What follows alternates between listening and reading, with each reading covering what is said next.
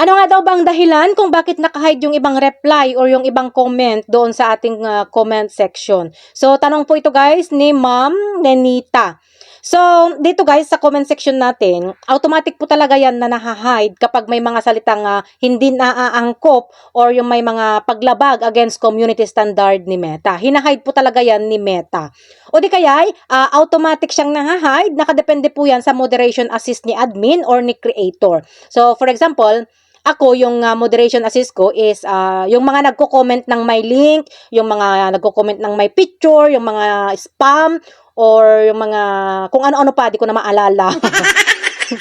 Kasi pag yung mga yan guys is naka-add doon sa ating moderation assist, automatic na rin yan na ma-hide. Malaking tulong itong moderation assist guys para ma-filter yung mga hindi ka nais-nais na salita or yung may mga paglabag against community standard ni Meta na maaaring makaka-apekto ito sa account natin. So for example, itong link na sinasabi ko is yung mga nagko-comment ng may link at kasama din dito guys yung kasama na dito yung nagko-comment na may tuldok sa pagitan ng dalawang salita, yung pagitan ng dalawang salita, gaya ng ganito, yung mga ganyan guys.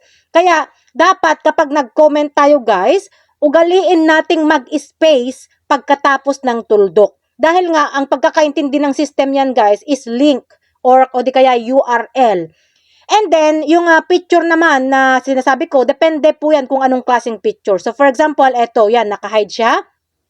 I-unhide natin siya para makita natin.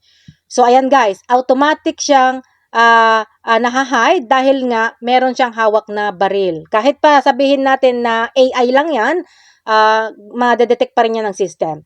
At eto namang spam, yan naman yung mga comment na paulit-ulit na kino-comment. Yung ginagamit mo na palagi na comment na yan sa iba't ibang creators, sa iba't ibang group, gaya ng sa palagi kong sinasabi na kapag paulit-ulit ang comment ninyo, spammy na po yan.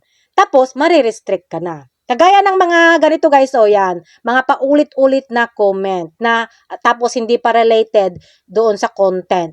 Pero kung gusto mo naman na i-unhide ang isang comment, pwede rin po yun kung gusto mo. Pumunta ka lang doon sa comment section, tapos pindutin mo lang itong arrow, and then pindutin mo itong hidden by this page. Or yung iba naman guys, ang nakikita nila doon is hidden by you. Hindi kasi pare-parehas guys.